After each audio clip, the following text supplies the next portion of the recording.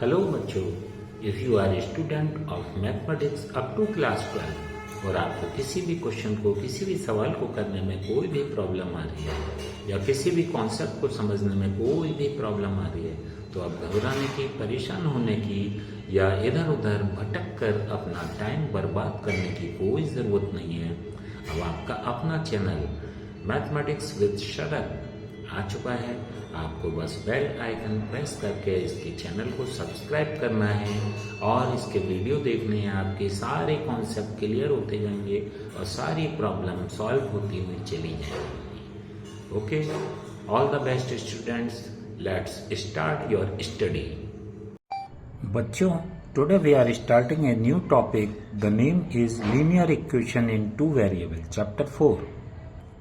इस टॉपिक के बारे में बताने से पहले सबसे पहले मैं आपको बताता हूँ वेरिएबल जो हमारे यहाँ मैथमेटिक्स में वेरिएबल यूज होते हैं उसको हम रिप्रेजेंट करते हैं एक्स, वाई एंड जेड। वैसे तो और भी होते हैं लेकिन जनरली हम एक्स वाई जेड से रिप्रेजेंट करते हैं। अब ये एक्स वाई जेड वेरिएबल होते क्या है? The unknown value which can be changed in question to question, time to time। किसी एक क्वेश्चन में x की वैल्यू कभी कुछ आती है, दूसरे क्वेश्चन में x की वैल्यू कुछ और आती है। ये अननोन वैल्यू होती है। जैसे हम let us suppose the value of be x, y या z कंसीडर कर लेते हैं और फिर x, y, z की वैल्यू कोई कांस्टेंट निकल कर आती है। कई बार x की वैल्यू 5 आती है, कई बार 12 आती है, कई बार -8 आती है। तो हर क्वेश्चन में इनकी वैल्यू चेंज होती रहती है। That's why they are known as variable, because the value can be change. इसके अलावा फिर होते हैं कांस्टेंट। कांस्टेंट क्या होते हैं? इनकी वैल्यू हमेशा फिक्स रहती है। 4 मीन्स 4, 12 मीन्स 12, ये हमेशा काउंटिंग इनकी सेम रहेगी। -8 मीन्स -8, इस तरह से ये वैल्यू फिक्स होती है। एंड एल्जेब्रिकली जिस तरह से वेरिएबल यानी अननोन वैल्यू को एक्स वाई जेड से रिप्रेजेंट किया जाता है, ऐसे ही एल्जेब्रिकली कांस्टेंट हम ए, बी एंड सी या के से भी रिप्रेजेंट करते हैं इस तरह से। ठीक है बच्चों, अब आ जाता है, सबसे पहले मैं आपको बताता हूं linear equation in one variable, यानी उसमें इक्वेशन में केवल x होगा, y होगा या केवल z होगा। ठीक है, लीनियर इक्वेशन, लीनियर मतलब लीनियर मीन्स डिग्री 1, डिग्री 1। मैं आपको पहले फिर बता देता हूं एक बार, मैं अपने पिछले वीडियो में भी बता चुका हूं। दिस इज एक्स स्क्वायर, इसकी डिग्री 2 है, ये नहीं है। एक्स क्यूब, इसकी डिग्री 3 है। और x, this is the right. क्यों? इसके ऊपर कोई भी डिग्री नहीं है, कोई भी एक्सपोनेंट नहीं है। 1 एक्सपोनेंट माना जाता है। जिसका एक्सपोनेंट 1 होता है उसकी डिग्री 1 मानी जाती है, उसी को हम लीनियर कहते हैं। ठीक है बच्चों, सबसे पहले मैं आपको समझाता हूं linear equation in two variable, sorry linear equation in one variable. उसके बाद मैं टू वेरिएबल पर आऊंगा, यानी जिसमें केवल एक ही अननोन होता है। The best example is 2x + 7 = 15। अब आप कहेंगे ये कैसे एग्जाम्पल है? देखिए, सबसे पहले इक्वेशन, बीच में इक्वल का साइन है दिस एल्जेब्रिक एक्सप्रेशन में। ठीक, so this is the equation. In one variable there is only one unknown, that is x। Linear means जो भी वेरिएबल यूज हुआ है उसकी एक्सपोनेंट कितनी है? 1। That's why this is linear equation in one variable. अब मैं आपको एक प्रैक्टिकली एग्जाम्पल भी देता हूं। एग्जाम्पल, ये तो था मैथमेटिकली एग्जाम्पल, अब एक प्रैक्टिकली एग्जाम्पल। ठीक, practically example. Shweta purchased 2 books and give 100 rupees to shopkeeper. Then after shopkeeper return 2 books plus 50 rupees to Shweta. जब श्वेता ने शॉपकीपर को 2 बुक्स के 100 रुपीस दिए तो शॉपकीपर ने 2 बुक्स के साथ उसको रिटर्न में 50 रुपीस दिए। ठीक है, यानी श्वेता ने कितने दिए 100 रुपीस, शॉपकीपर ने कितने दिए 2 बुक्स प्लस 50 रुपीस। ठीक है, तो अब हम इस चीज को कैसे लिखेंगे, let cost of 1 book be ₹X। So cost of 1 book X rupees की है, कॉस्ट ऑफ 2 बुक्स 2X। ठीक है, प्लस शॉपकीपर रिटर्न कर रहा है, given by shopkeeper 2X plus 50 rupees, given by shopkeeper when Shweta give 100 rupees, यानी Shweta give 100 rupees, shopkeeper give 2X plus 50, यानी 100 रुपए के बदले श्वेता को क्या मिला 2X, यानी twice of books plus 50 rupees. 2 book की कॉस्ट के बराबर प्लस 50 रुपीज मिलकर 100 रुपीज के इक्वल हो गए। फिर आप इस चीज को समझ लीजिए, श्वेता ने दिए 100 रुपीज, शॉपकीपर ने दिए cost of 2 books plus 50 rupees, यानी दोनों ने एक दूसरे को इक्वल वैल्यू ट्रांसफर करी है। तो उस चीज को ऐसे लिखा जाएगा, देन कॉस्ट ऑफ 1 बुक्स अब हमें निकालनी है, वो हम निकाल लेंगे। कैसे, हमारा मेन टॉपिक ये नहीं है कि हम निकालेंगे कैसे, हमारा मेन टॉपिक है इक्वेशन को शो करना। वो हमने इक्वेशन इस तरह से शो कर दी है, फिर भी देखिए वैल्यू कैसे निकालेंगे। वेरिएबल एक तरफ रखते हैं और डिजिट न्यूमेरिकल वैल्यू एक तरफ रखते हैं, ट्रांसपोजिंग कर देंगे, -50 हो जाएगा, that is equal to 50, 2X equal to 50, X की वैल्यू निकालेंगे 50। अब क्योंकि X के साथ ये प्लस में था 50, तो दूसरी तरफ जाकर माइनस में हुआ, X के साथ 2 मल्टीप्लाई में है, ये भी डिजिटल वैल्यू है, तो दूसरी तरफ जाकर ये डिवाइड में हो जाएगा, डेट इज इक्वल टू 25, यानी कॉस्ट ऑफ 1 बुक इज ₹25। इस तरह से 2 बुक की कॉस्ट हो गई 50 रुपीज प्लस 50 रुपीज उसने रिटर्न किए, तो 100 रुपीज की टोटल वैल्यू शॉपकीपर ने दी और उस 100 रुपीज को श्वेता ने भी शॉपकीपर को दिया। इस तरह से दोनों के बीच में इक्वल का साइन आ गया।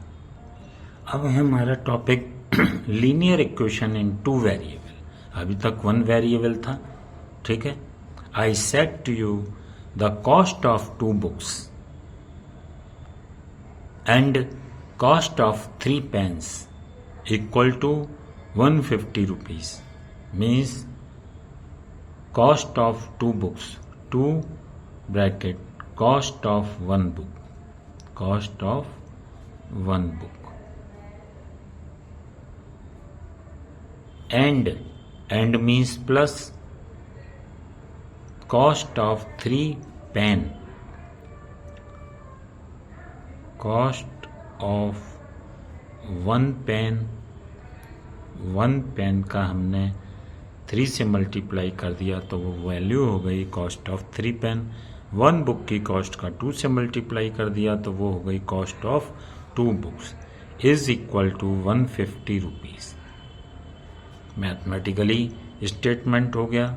मैं आपको थ्योरेटिकली स्टेटमेंट फिर पढ़ देता हूँ। The cost of 2 books and means plus the cost of 3 pen equal to 150। So let mathematically completely represent करने के लिए लेट जो भी अननोन चीज़ है, एक को हमने x मान लिया, लेट सपोज एक क्वेश्चन में एक वेरिएबल एक ही चीज़ को इंडिकेट करता है, दूसरी चीज़ को इंडिकेट करने के लिए हमें दूसरा वेरिएबल कंसीडर करना पड़ेगा। Let cost of one book be x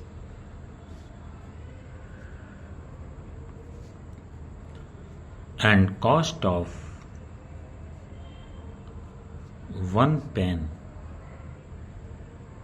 be rupees y। ये हमने रुपीज इंडिकेट कर दिया। Therefore 2x plus 3y equal to 150। ठीक है बच्चों, this is the mathematical statement of the situation which I told you in the form of question। तो practical life की application या किसी क्वेश्चन को थियोरेटिकल स्टेटमेंट को मैथमेटिकल स्टेटमेंट में इस तरह से रिप्रेजेंट करते हैं जिसमें x और y अननोन होते हैं। क्वेश्चन की दो अननोन चीज़ें थी, उसे हमने दो वेरिएबल से रिप्रेजेंट कर दिया, दोनों अननोन को, एक को x से एक को y से।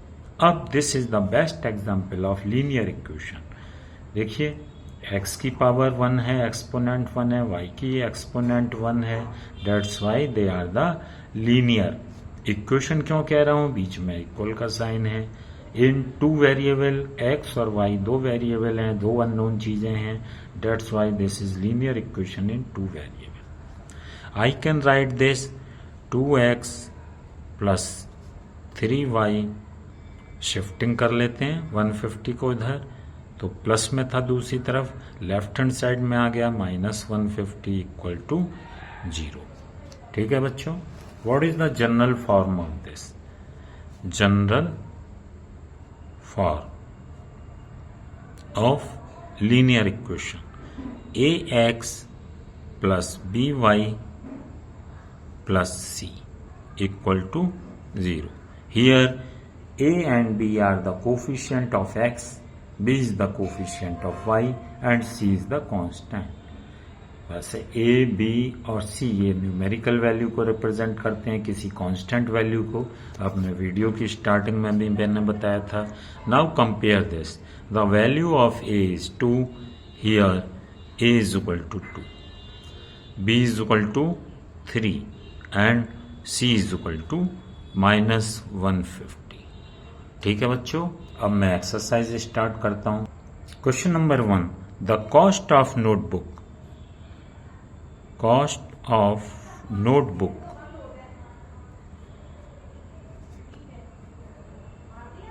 किसके इक्वल है? दो पेन की कॉस्ट के equal, twice of cost of one pen, one pen. Cost of one notebook is equal to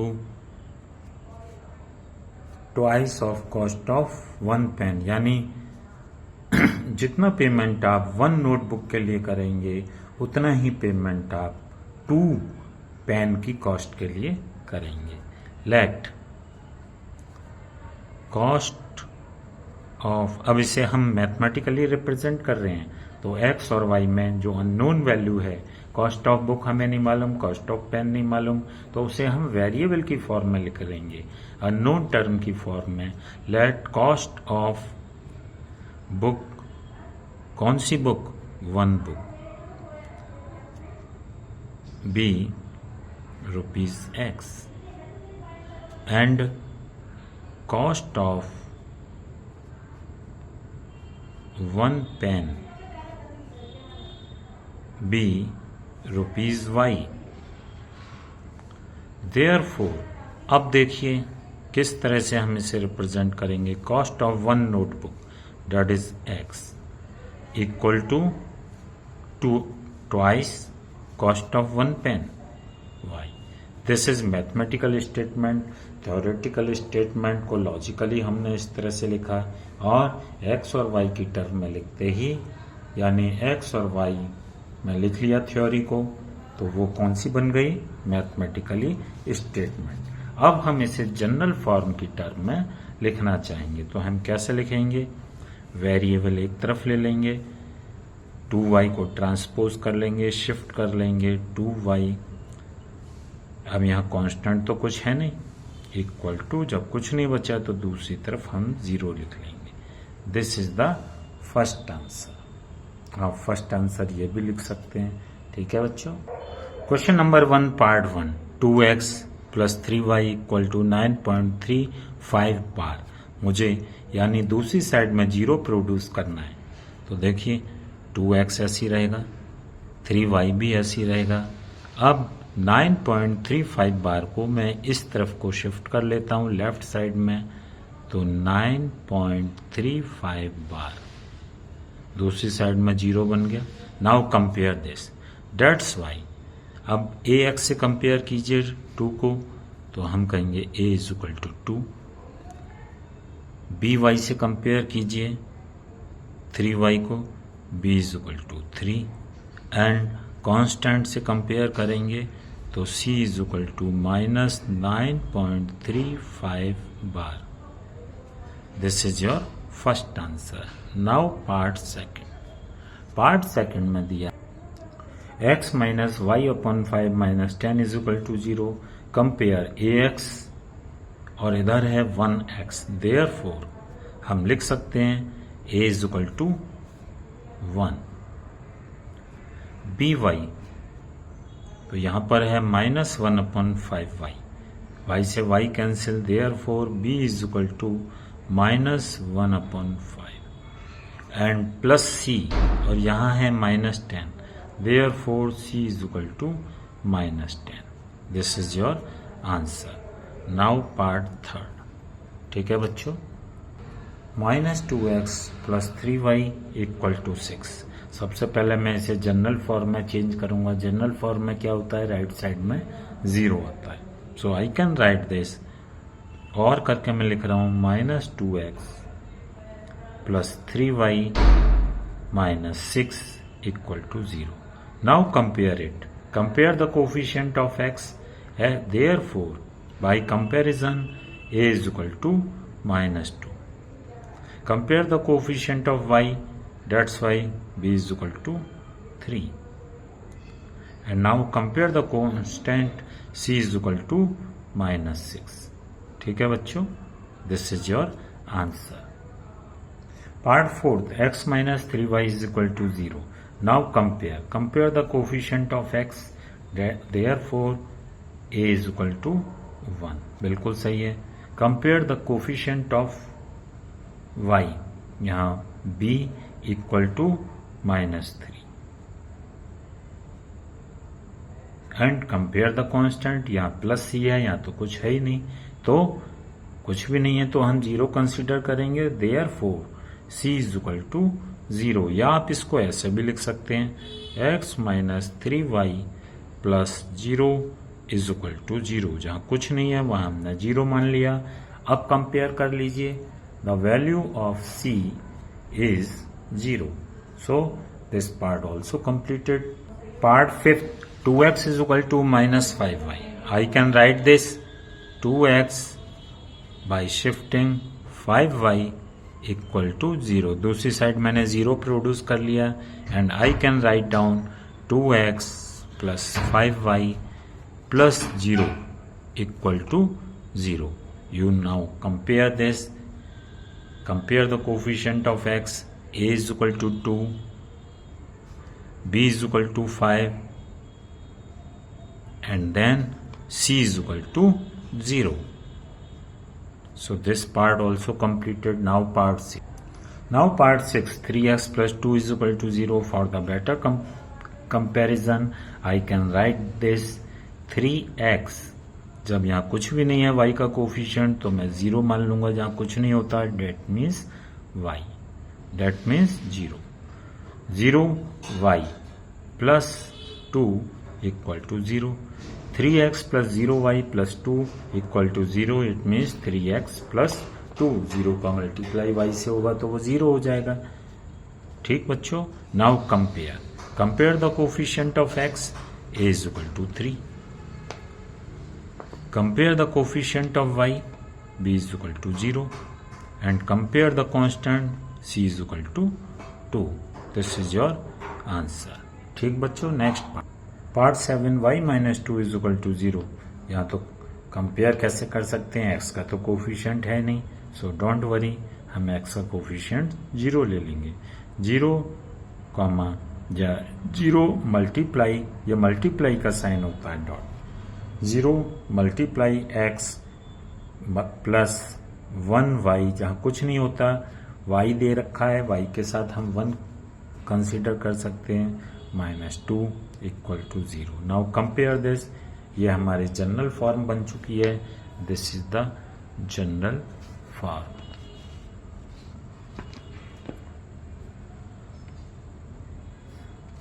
now compare with this, आप देख रहे हैं the coefficient of x. Compare from the general equation, compare the coefficient of x. Therefore a is equal to 0. And compare the coefficient of y, b is equal to 1. And compare constant c is equal to minus 2. This is the answer. ठीक है बच्चों. Part 8, 5 is equal to 2x. So I can write this for the better comparison. I can write this 2x plus y का coefficient तो यहाँ है नहीं, मैं 0y मान लेता हूँ. 0y मीन्स 0, यानी कि कुछ भी नहीं. तो कोई भी चेंज नहीं होता हमारे स्टेटमेंट में, बस ये समझाने के लिए 0y लिख दिया गया है. वैसे आप देखेंगे दोनों इक्वेशन सेम रहेंगी और equal to 5. I can write this in this form. 2x is equal to 5 ये भी है, 2x इज इक्वल टू 5 ये भी है.